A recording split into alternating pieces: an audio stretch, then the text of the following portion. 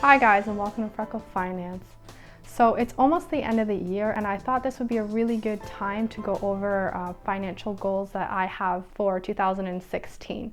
Now I will make a video, it's very likely to be my next video, just on how to set goals in general and make reasonable financial goals so that you guys can also make goals for 2016. So for me, since I'm not a very big spender and such, I don't have very complicated financial goals. I know a lot of people have very complicated budgets, which will have sections for literally everything. I'm not like that, so I also do not have very big, very complicated goals in that sense. Now, as for my biggest goal of the year, and I'm going to do percentages, as I've said in a previous video, I'm not really comfortable talking about how much I make or how much I save, and this also goal is just specific to me. It does not include my husband and his financial goals. I mean, we make them together, but we also do them separately. And since I'm the one who makes these videos, I thought it would be best if I just kept it with my specific goals. So my very big savings goal is that I'm going to save 45% of my net income. So that's my take-home income. Now, obviously 45% is a very big value. I never actually calculated what I did this year because my wage changed a few times over the course of the year.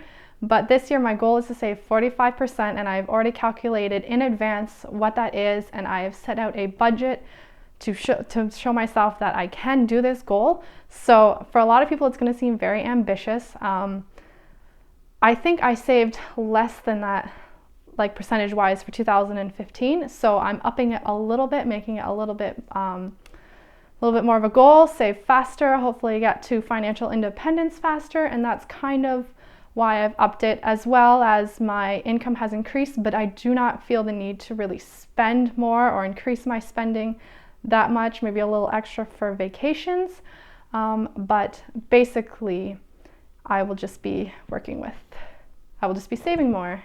So my second kind of financial goal kind of thing that I have, it's not really a goal towards financial independence, but just I have a lot of plans to go on several trips this year. I am flying out to BC this year to see my friend who has had a baby. I have already purchased that ticket and everything, but I have basically laid out what trips I want to go on this year, and I have a goal to save a certain amount of money in order to get those trips. I'm not going to state what trips I plan on going on because honestly we haven't even fully agreed on them with my husband. So some of the trips, I'm probably going to be going to Hawaii in December of next year. So that's a big one. That's very expensive. So, but yes, I will be saving in advance, as you should, for all trips and vacations. You do not want to be going to debt, and it is not my prerogative to go into any credit card debt or anything like that for this vacation. So I already started actually saving previously. I think when I found out we would be going to Hawaii, I started saving immediately. This is basically right after our wedding. So since then, I've been putting money aside that I was kind of putting away for a wedding. Not as much money though, but I lowered the amount that I was putting aside for a wedding, and I took some of that because I was already used to not spending it, and I put that towards saving for these trips. So my third goal this year is to really kind of tune into more of what I do spend and ensure that I am not really purchasing things that I don't really use. It's still something that everyone does. I do this, everyone does it, and I want to make sure. So what I have done is I actually purchased a planner for this year. I've never bought a planner before. I've never really used a planner. I did a bit in high school, but every day, you're not going to be able to see this, but I'm going to be putting how much I spent. So I'm going to hold myself accountable for all casual spending that I do, and hopefully I will see and be able to maybe cut out even more unnecessary stuff that I have. Pretty much everyone can always use improvement on spending, and so that's a goal, and that is something I am starting this year that I have never ever done before, and I'm gonna have to update you on how it goes. My biggest problem is I usually go on walks on my lunch break at work, and what do? I buy junk food with it. So hopefully this will help stop the junk food, because once I truly acknowledge that I'm doing something, I usually will stop doing it. So I mean, I'm acknowledging it, but I'm not really like dollar-wise acknowledging how much I'm spending on junk food. And by no means is it a lot. I don't buy coffee every day. I don't smoke cigarettes, any of that stuff. So it's nothing compared to like buying a coffee every day.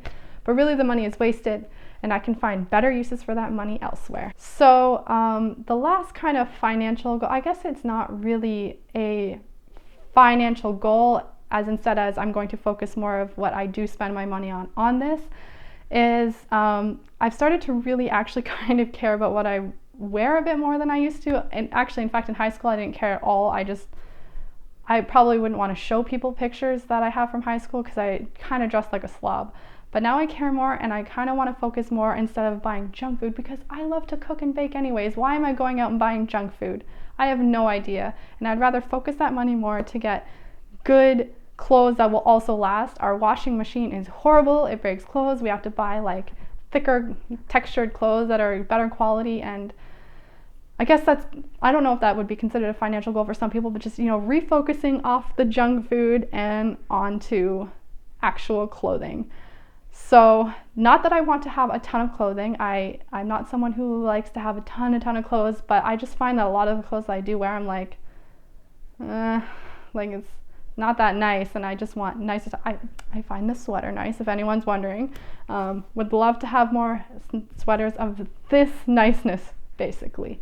So, and I've kind of phased out of the young adult clothing and I'm going into the more mature adult clothing, which because of that I don't have very many like basically you've seen all the shirts that I own in all my videos. So I don't, between summer and winter being two very different types of shirts, you've seen everything basically that I own and that I would wear. So compared to most people, I don't have that much, and yes, I just want some nicer stuff that I really enjoy and feel comfortable, and I guess I want to feel more sophisticated and beautiful in the clothing that I wear. So that would be kind of a sort of financial goal in the sense of just redirecting what I spend my money on. But I am not by any means giving myself any more spending money than I ever have in the past few years. So that's just the way it is.